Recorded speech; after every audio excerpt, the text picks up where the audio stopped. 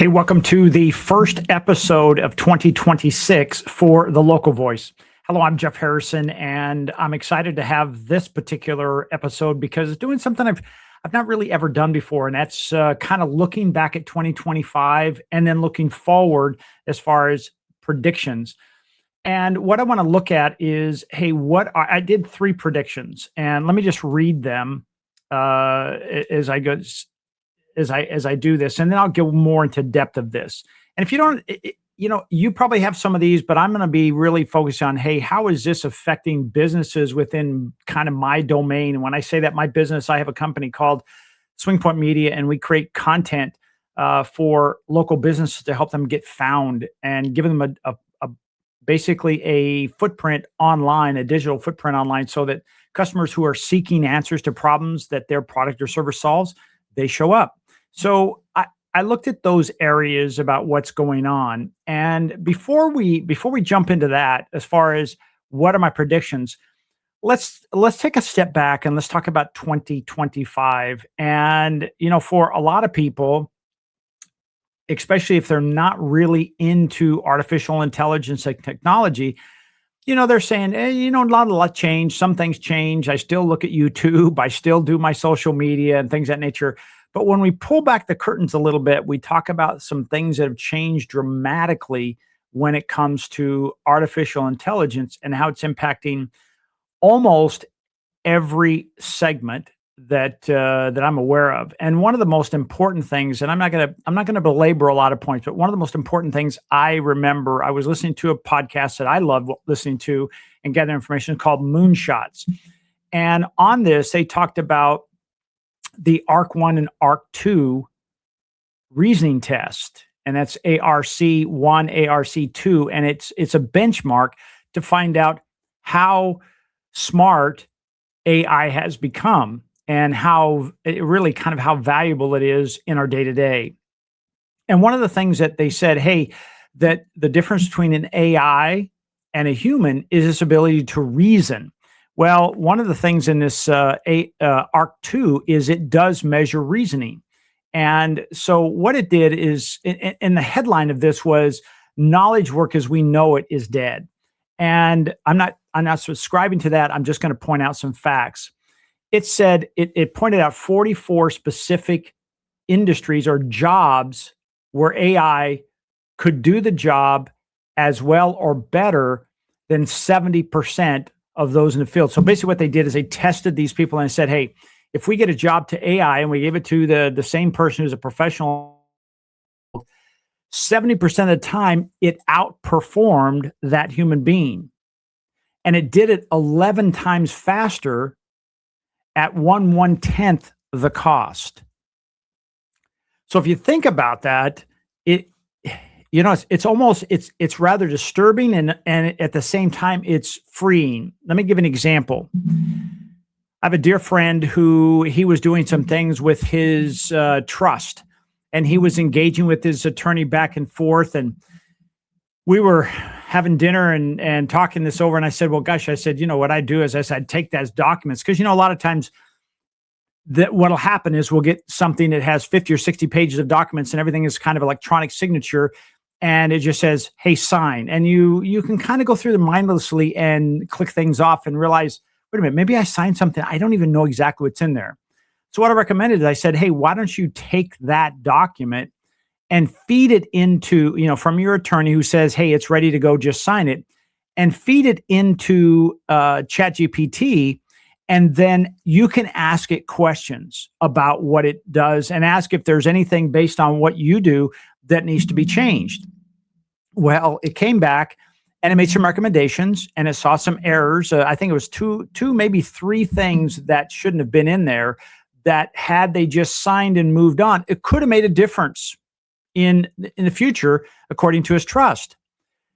Well, he came back and he says, wow, he said, from now on, he says, why do I need an attorney? I'll just have this information in here. And my point is, that is an industry that is at risk. That's knowledge. And it did it in seconds, not hours or weeks. And they're not paying by, $400 an hour. So that's something, again, that can be at risk. Another one is somebody like an accountant. I just, for the heck of it, because here it is, the end of the year, and I've got a couple of different corporations and we're doing the taxes for it. And so I just casually ask my ChatGPT, whom I've not named yet, by the way, and I just ask it, if I gave you my bank accounts and credit card statements and the information needed to be done on a monthly basis, could you reconcile it, categorize it, and do that for me every month? And it basically said, well, of course you can. And it recommended that I block out any information like names and account numbers for those particular statements. But then the cool thing is not only can I do that for you and prepare it for your, for a P&L, but I can also look at what's going on and I can make some recommendations that could help you run your business better. I thought, dadgummit, that's pretty good. So I'm not doing that. I'm doing, kind of a side-by-side example starting in 2026, along with my bookkeeper and my accountants. I'm going to do a side-by-side and just see what happens. Because, how many of us, as an example, we get to the end of the year and our accountant says, okay, it's all done. This is how much you owe. Versus if every month your friend in the AI world is looking over your shoulder and said, hey, based on what's going on, your income is up or down, whatever it should do, and should maybe consider these changes. Well, then if you went to your accountant or you went to your bookkeeper and had these conversations, would you be more knowledgeable and prepared? And then maybe towards the end of the year or the quarter, whatever, however you pay your taxes, you're more ready. It's not a surprise. I think so. There's another industry that could be at risk. Another one, as we all know, and there's been a little bit of an adjustment, and I'm not going to speak too much to that because I'm not an expert on the verbiage for this. But I personally went through a little bit of a health issue at the beginning of the year in April, and when I say a little, it was a hernia surgery. I had a double hernia, and starting in April, I started to have this lump appear in my groin area, and so I did what? I went to ChatGPT and I put the information in. And in seconds, it said, hey, you probably have, I can't remember, inguinal, some kind of hernia. And they said, but what I'd recommend is get a hold of your doctor and having an ultrasound done. So I called my doctor, went in and saw him the next day. The following day, I went and had an ultrasound. Sure enough, that's exactly what it was. My point being is I'm not self-diagnosing, but I'm, and this was early on in the year when I'd say, anytime you put something into ChatGPT, you tell them who you want them to be. I want you to be the best, health expert focusing on this type of understanding, and then put the question in. Now, what that does is it doesn't go up this broad scope of information. It goes down to a really tight, focused area, and I think your answers are better, and they're more they're quicker to get to where you want it to be. So these are things that are changing. And again, the big thing is 44 knowledge-based industry jobs were tested, and 70% of the time, ChatGPT 5.2 had outperformed it 11 times faster and 1/10 of the cost. So I think it makes it one of those things where maybe those particular industries need to look at saying, hey, how can we start adopting this into our process so that we can now better. And when we do need the one-on-one, I'm there to help them. But to create documents and things like that, shoot, I can use AI to do that, never to be sent without human overview, but it could generate the content for you, the contracts, things of that nature.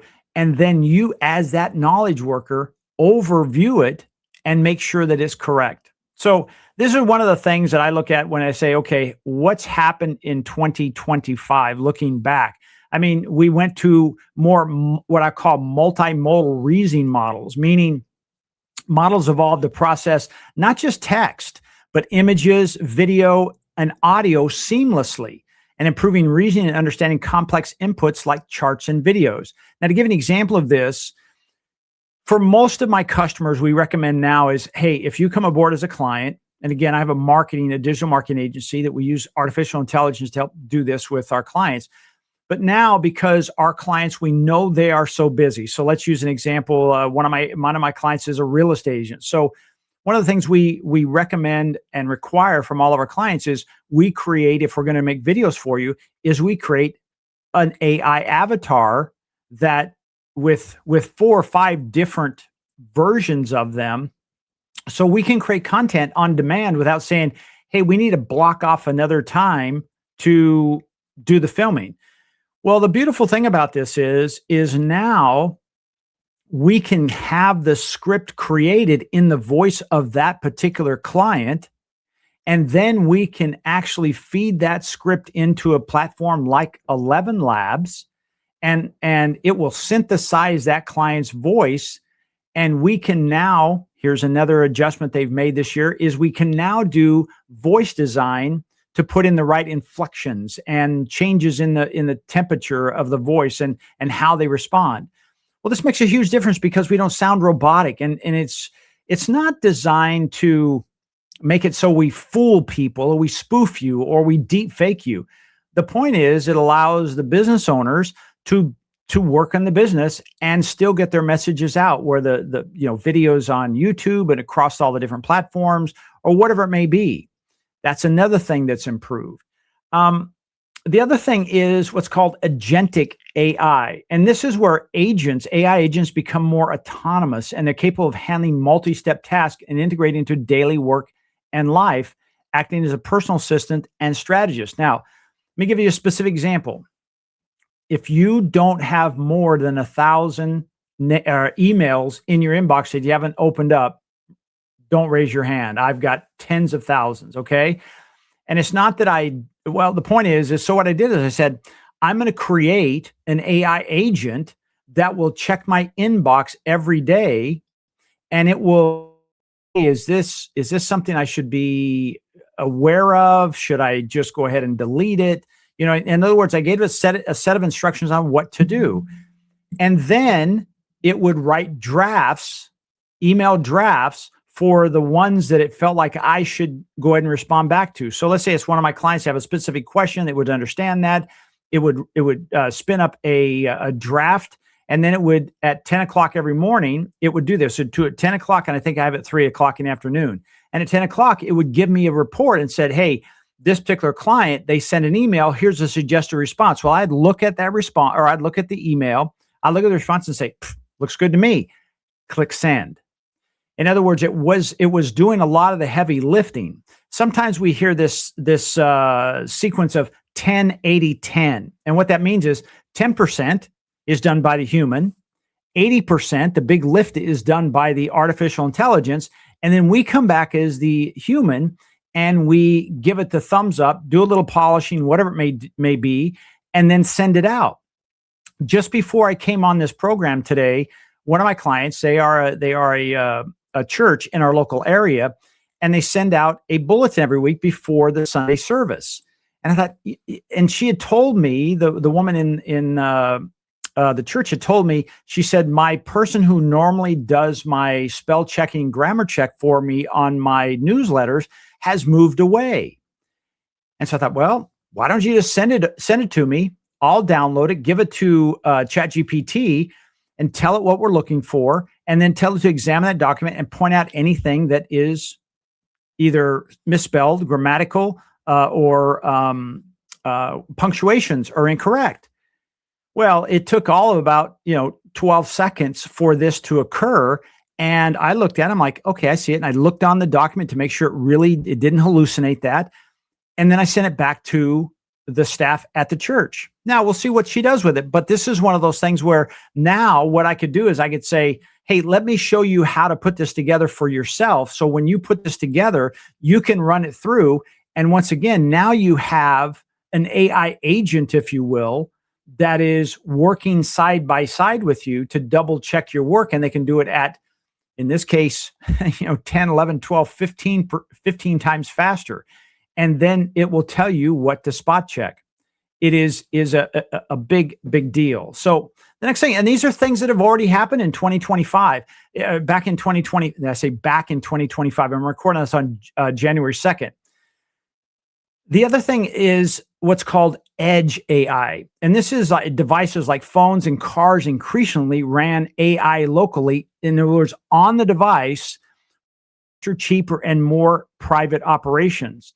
And so what this means is, you see, every time a new model comes out, it's not like buying a car. And every time a new model comes out, it's been new and improved. And what happens to the price? It's also new and improved. Well, the cool thing about the technology that we're going through right now, and I don't know how long it'll last, but when it comes out, it's gotten faster, and it means it can produce more information for less cost, so it drives the cost down. And an example of this might be, let's say 15 years ago, when you went out to buy a television, it was a 55-inch TV and it was $5,000. Now you can go to Costco, and I'm not promoting Costco, I'm just using an example. You can go to Costco and get that same 55-inch TV for $289 or $389. In other words, it's a fraction of the cost because the technology to build it has increased and decreased the cost. So the technology has increased, but the cost to produce has gone down. And that's what we're seeing with this technology. So it used to cost, millions and billions of dollars to train, now can be on our phones. And all of a sudden, you can open up this device right now and have a conversation with the smartest entity on the planet and get questions answered for you. It doesn't matter what it is. So that's another one.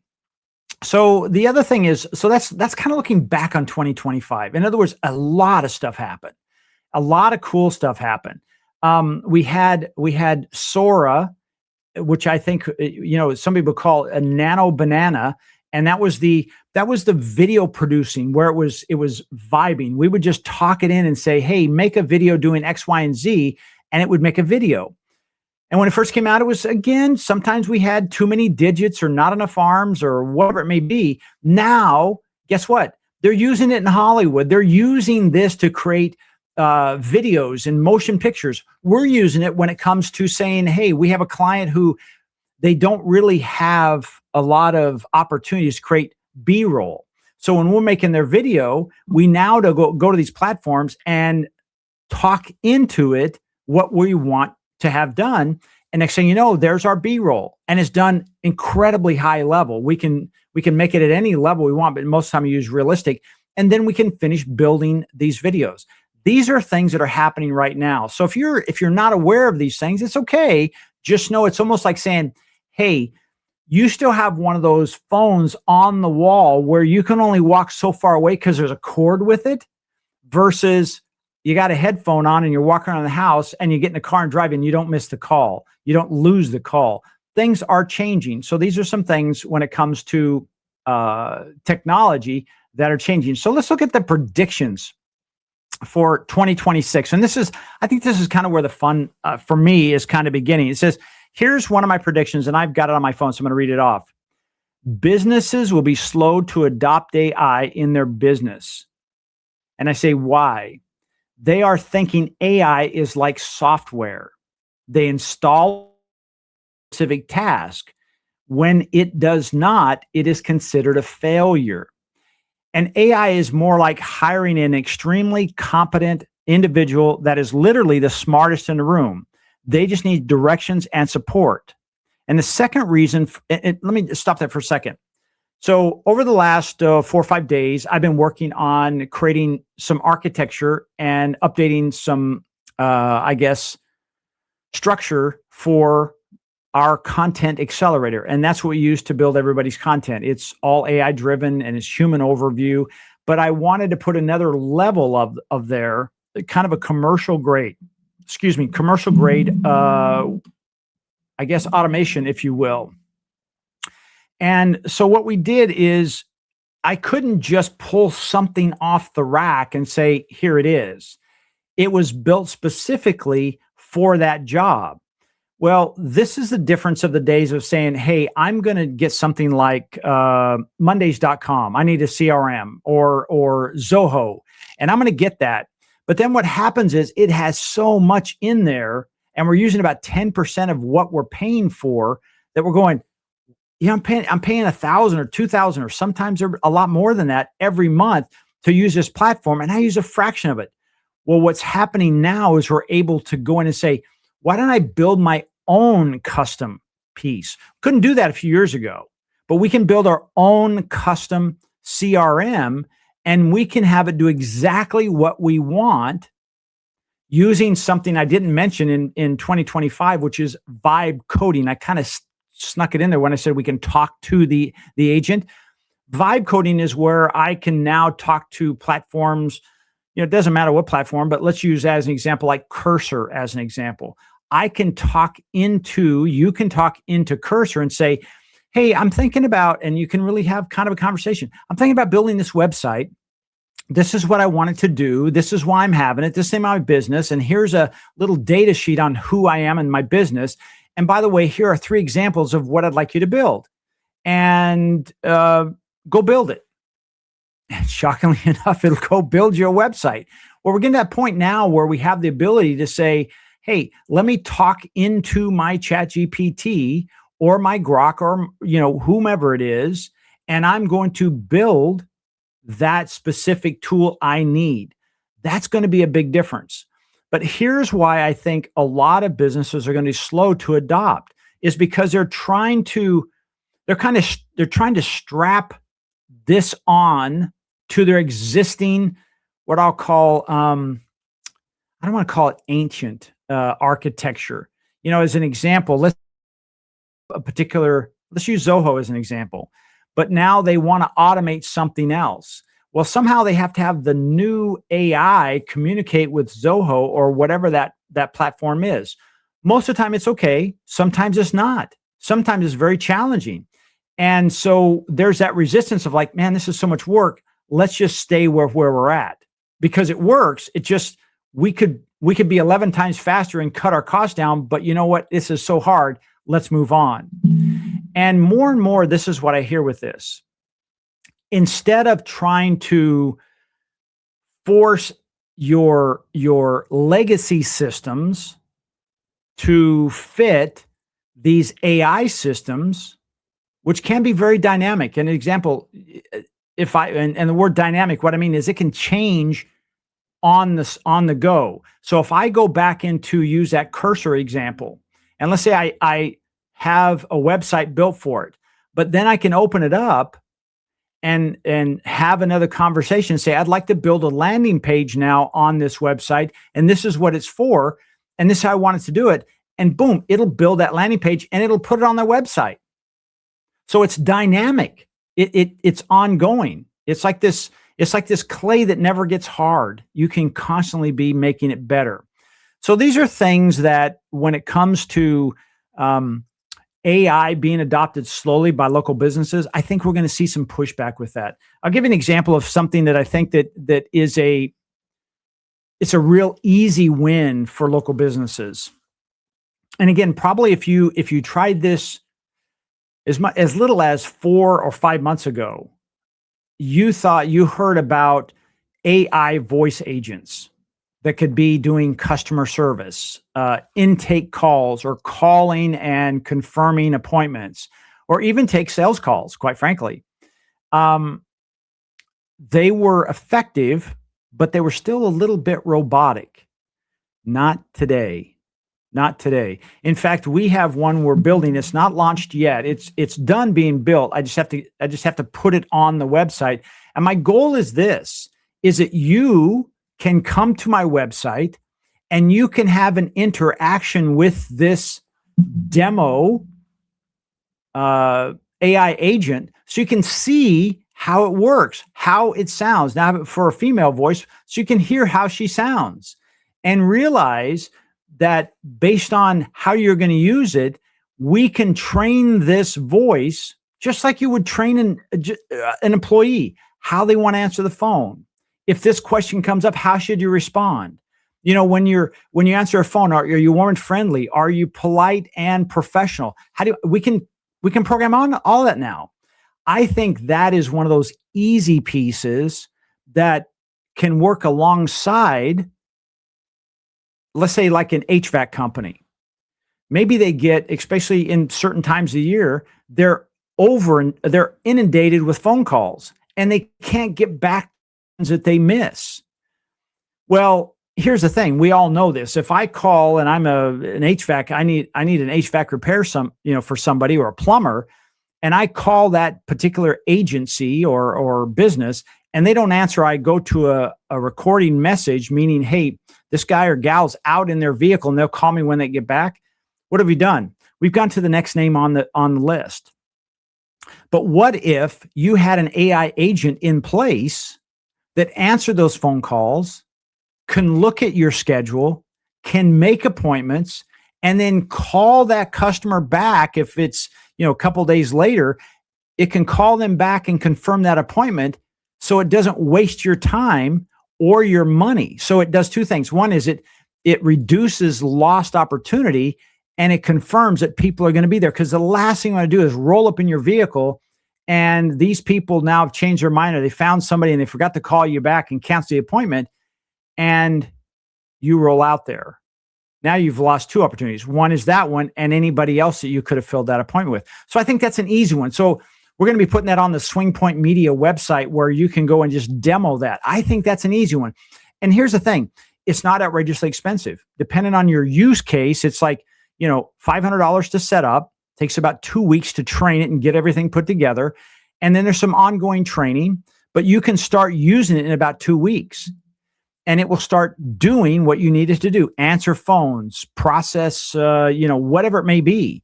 And again, it's like $500 setup and it's like $200 a month. Well, I don't think you can hire a full-time phone answering or customer service person for $200 a month. And they'll answer your phone 24/7. They'll always be happy. They'll always be kind. They have the answers. And here's the other thing. Every conversation is recorded. So if you look at the records and they've answered something incorrectly, we can then use that to train future questions, the future interactions. Well, let's face it, that's a cool idea. And it's no different than if you were to hire a real person. The only difference is they're working 24/7. The real person is working during the day. So in many situations, if that plumber or that HVAC company, they have people answering the phone, guess where the agent comes in? When the real person's on the phone, the AI agent answers it and everybody's taken care of. They're not put on hold. They don't get into one of those, what do they call it? The tree that press one for this, I hate those things. It can even forward calls to people. And so if, John Smith is in a meeting, it'll go to his phone and they'll leave a recorded message. It's just as if a human's there. And that's only like 190. Again, you'll be looking at, probably by the time this comes out, you'll see the demo on the swingpointmedia.com website, and you can just check it out. I thought it would be a lot easier than me trying to explain how this works. Why don't you just interact with it and see if it works for yourself? And then just, let's make one for you. So that's the first one is I think businesses are going to be really slow to uptake AI into their business for many reasons. The other one is they think it's cost and integration. This can be a challenging thing, but like I just pointed out, for $500, a one-time setup, be like training, and then $199 a month for somebody to answer your phone and make calls going back to confirm your appointments. That's not much. That's very, very inexpensive. The second prediction I had is what I call fractional CTOs, fractional technology officers. I almost said training officer. I don't know why I was thinking about that. Technology officers. And the reason I bring that up and I call it fractional is because there are not a lot of people out there that really know how to set these things up. Or more importantly, like we do at SwingPoint Media, we come out to your business and let's analyze your business and your operating procedures and say, hey, you don't need a full this, that, and the other. We can do this, and this, and it will streamline and it will reduce your overhead and increase this. And we can help, if you will, through a consultation, put together an idea for your business to say, this is how your AI would go. I think a lot of businesses are going to need that. going into the future. Because here's the thing, it's not slowing down. This is like a wave that has been growing in the ocean, and it's getting closer and closer. And as it comes, guess what? What do waves do? They get smaller, bigger. This is getting bigger. And so I think those businesses that kind of sit on their hands and say, I'm just going to go do whatever I've been doing, and I think we're going to be fine. Well, I think that's going to be a challenge for a lot of businesses. I'm just going to read this. Because of the need to implement or design and train for AI, and so very few who really know what to do are available, hiring a fractional CTO may be the least expensive with the highest rate of success versus trying to do it from within by a staff who is not fully understanding of what can be done from operations to sales with AI.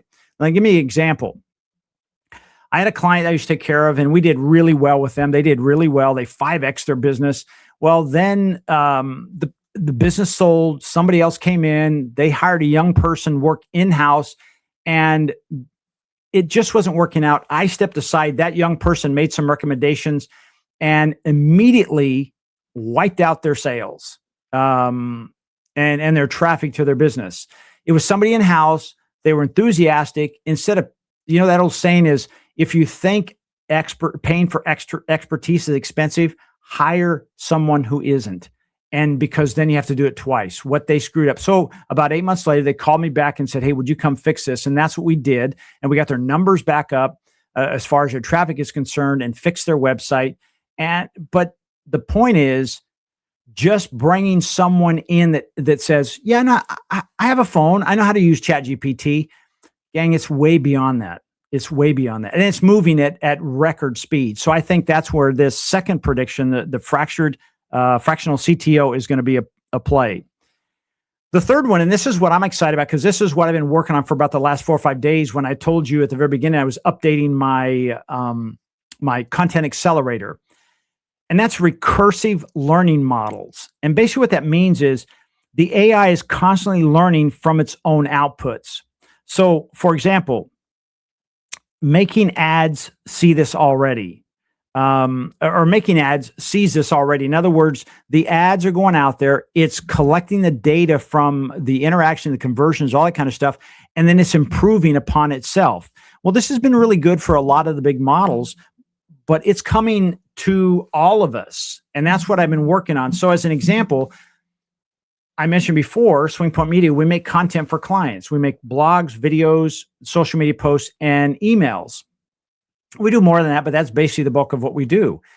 And so what this is going to do now, this new piece that I'm building and adding to my already existing workflow we've been using for now 3 years to create the content, it's now going to be smarter. In other words, it will, every time it sends out a piece of content, and it will then grab the data from that content, the analytics, whether it's a blog post, it's a social media post, it's a video, whatever it is, and then it will bring that information back in and learn from it and then improve it on the next go. So it's constantly changing. It's getting better and better every time. Could you imagine having an employee that every time they do a task, they do it better, they do it faster, their results get better? Well, that's kind of what we're doing. It's called recursive learning. And we're going to see that more and more. We're going to see it a lot in, I think, the health industry, where, it will be able to take a particular problem, you name it, and it can just 24/7, it can be working on this problem. And every time it does a test, it's learning and it's improving, learning and improving. I think we're going to see some things really get solved in 2026 that we thought, wow, I thought I probably wouldn't see the answer in my lifetime. I think we're going to see that. That might be a fourth prediction. So let's see if that does everything. So we may see it. I put in here. We may see it in customer service, like AI voice agents, as an example, where every call is fed back into the system and analyzed, and then prompts and scripts are improved automatically to improve results. Now, imagine this: you have an AI voice agent, and they handle sales calls.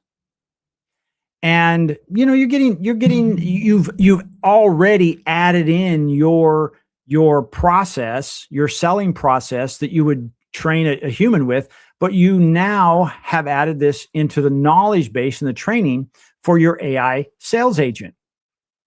But now we have the ability to say every one of those interactions, we bring it back in house, run it through AI, analyze it, and say, hey, if we could improve this line, it would improve the results by 2.3%.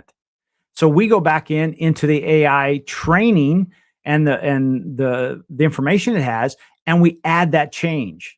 And it's constantly going on like that. Now, the cool part about that is we can automate that. So now when it creates that, it shows it automatically takes that conversation, analyzes it, and said, okay, this is what we'd recommend. So now it's reviewed by us as a human, as a business owner, if you will, and say, do I want to put that in there or not? And if it says, yeah, well, let's do it. Boom. I decide, yep, it's approved for implementation. And now every call from that point on, they handle those types of objections or the conversations differently. And it's constantly learning. It's getting better and better and better. So these are some of the things that I think, the things that have happened in 2025 that were just, I got to tell you, mind-blowing, just mind-blowing.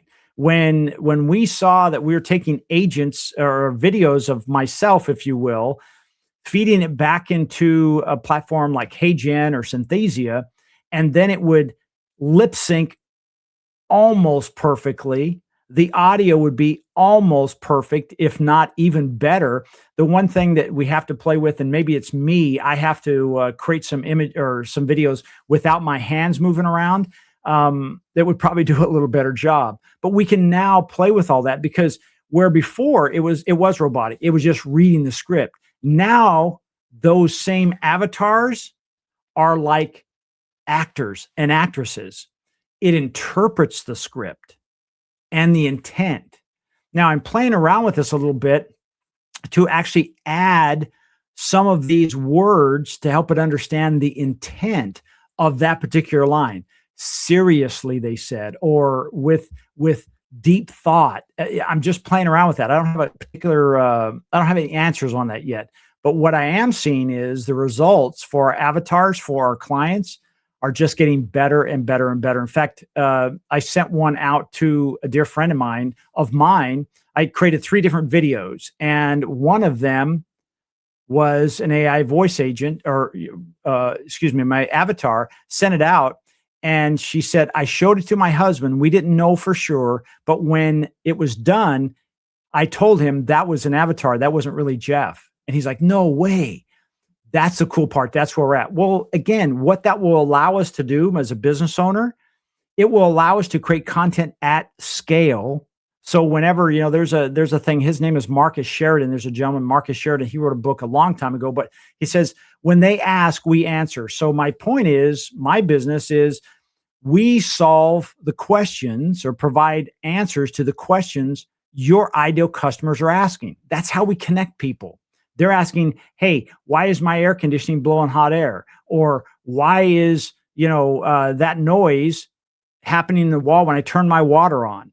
And we make a video about that or write an article about that, and that connects them to that business that gives them the answer. And they say, well, ABC Plumbing, help me with that. Oh, they have a special on. Do you have noise in your wall? We have the special. And it connects the dots. So it's a lot of fun. But I'm curious, what are your top 3 predictions for 2026? Put them in the comments. I'd love to see them and see what you're thinking. Does it have to be technology? Could be, doesn't have to be, but maybe in your business. What are you gonna do in your business? Will it be more online? Maybe you don't do anything online. Will it be will you do more things where there's referral marketing, like join a BNI group, where you do Chamber of Commerce meetings, whatever it is. I'd love to know what your predictions are. One of the last things, and this is, we have this utopian and dystopian view of what's going to happen. 2026, for some people that are pretty involved in AI, said 2026 could be an incredibly disruptive year because of things like robots, and not just AI, but robots that will now do all the work that probably mainly in warehouses and plants they'll do most of the work. And so that could change roles for a lot of people. Here's my prediction on that. I think, yes, we will see a lot more of that in the space, but at the same time, we still need a human involved in that process just to be the guardrails and to be that one, that one last stop in case it needs to happen. That there's a human involved there. And let's face it, we joke about this, is if I had 1,000 AI agents that work for me, or let's just say if I had 2 or 3 AI agents that work for me for every position we have in our company, we could do incredible amounts of work. Will that happen in 2026? Probably. But what'll happen is, in each one of those roles, we'll also have a human to double check all that work before it ever goes out live. So anyway, these are some of my thoughts. I hope you enjoyed this. Again, my name is Jeff Harrison. This is this is a show I call The Local Voice. And, I want to end with this. And this is the risk of slow or no adoption. And I just pulled this up off the internet. It said, while some delay might seem safe, companies not adopting AI risk falling behind competitors who are streamlining the process, gaining customer insights, and driving growth through AI. Because I think here at the end of the day, we as people, we want the least amount of friction to get our problem solved. Whether it's calling to update our cable bill, make an appointment for a restaurant, doesn't matter. We want the least level of friction. And if we can have it done in such a way that it sounds very close to a human, we would rather have that with no waiting than a human on the other end. So I think you need to be aware of that and think, how can I make them work together? Like I said, it would be really cool to have your voice agent that answers your phone, and maybe they're just a backup to somebody who already works for you. Or if you don't have one right now, your best choice is voicemail, then you should probably implement a voice agent right away. Yesterday, you should call me before you finish this. You should get a hold of me at SwingPointMedia right away. In fact, here's a fun phone number. My voice agent, his name is Tony, and he answers the phone for SwingPointMedia.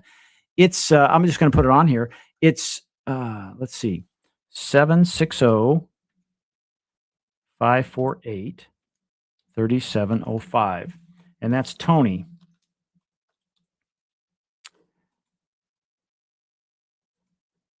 And so I would say, check that out. Talk to Tony. Let me get the back up there. 760-548-3705. He's my voice AI agent. If somebody calls into SwingPointMedia, I want them to be able to have questions answered. And I have Tony tweaked to say, hey, I'd like you to encourage people to make an appointment. And so when you call in, he's going to answer all your questions, but he's also has this objective of saying, hey, you must have called for a reason. Let's see if we can make an appointment. Can he forward phone calls to me? Absolutely. Can he take messages? Absolutely. So he does almost everything. Well, really, he does everything a human would do, plus he works 24/7. So that's Tony at 760-548-3705. All right. Meaningful adoption of AI is a gradual process, hampered more by organization and human factors than technology itself, creating a significant gap between potential and reality. I have this conversation a lot with a dear friend of mine, and it's one of those things where, and we always talk about this, it's kind of what we call the curse of knowledge, and it's true on every level, any field. You can be a badminton player, right? It doesn't matter. You have this level of expertise, and when we get there, we think everyone should be at that place, and so we always talk from that level. When the reality is there's this mass, I'm talking probably 97, 98% of the humans on the planet are really, if we think of a ladder, they're at rung number one, or they're trying to get on rung number one when it comes to adopting AI. But what happens is somebody like me who hangs out with other people that do what I do, what happens? I think everybody thinks this way. When nobody thinks this way, that's the wild part about it. And it's true for everything you do too as well. Whether you're an HVAC repair person, you're a plumber, you're a carpenter, it doesn't matter. You're an electrician, it doesn't matter. Meet them where they are. One of the things I noticed many years ago is I was working with a doctor many years ago, and he was doing something very cutting edge. He was, at that point, he was doing some longevity work and stem cell work. And he told me, I said, God, why doesn't everybody do this? This is so positive, and it makes it everybody so much healthier and blah, blah, blah. He says it takes about 17 years to make a change in the health industry. And I was like, why? And part of that is because they are so trained in the knowledge of that is the right way. Because let's face it, the last thing you want to do is have a doctor over you going, well, I don't know, maybe this will work, maybe it won't. No, they need to be very confident. Well, they are trained like that, and it takes a generation or two to actually make that change in a process. Now we hear stem cells and longevity and life extension. That's normal, but back then, this was about 13 years ago. It was very like, oh, the guy's a quack. In fact, when I first heard about it, he wanted to talk to me. I was like, this guy's a quack. Is this guy? And when I listened, understood, and saw the data, I'm like, didn't take me 17 years to figure it out. So anyway, today we just want to talk about, hey, what are the predictions for 2026 and how will they affect you? How will they affect you? Can you take advantage of using some of the technologies out there and make your business run for 1/10 the cost that it costs you now? Can you do things for your clients 11 times faster than you're doing right now? Can you add one or two pieces of this into your business and make a huge difference? Do you need to hire a fractional CTO? Maybe. Call me. Let's talk. This is what I do. And because we look at a broad spectrum, we're not like a hammer and everything looks like a nail. We look at every business independently and say, well, let's look at what you do and see what would make the most sense. Not just to say, oh, let's put it in there, but what would make the biggest impact with the least amount of friction? Because that's the biggest part. If your staff or your business has a lot of friction with this, seen it for years, we'll just toss it aside. I'm the same way. When it becomes too hard, I'm like, this just is not working. Let's go back to the way we're doing it right now. And so anyway, predictions for 2026. I encourage you to, in the notes or in the comments, let me know what your predictions are. And until next time, my name is Jeff Harrison with The Local Voice, and I'll see you then.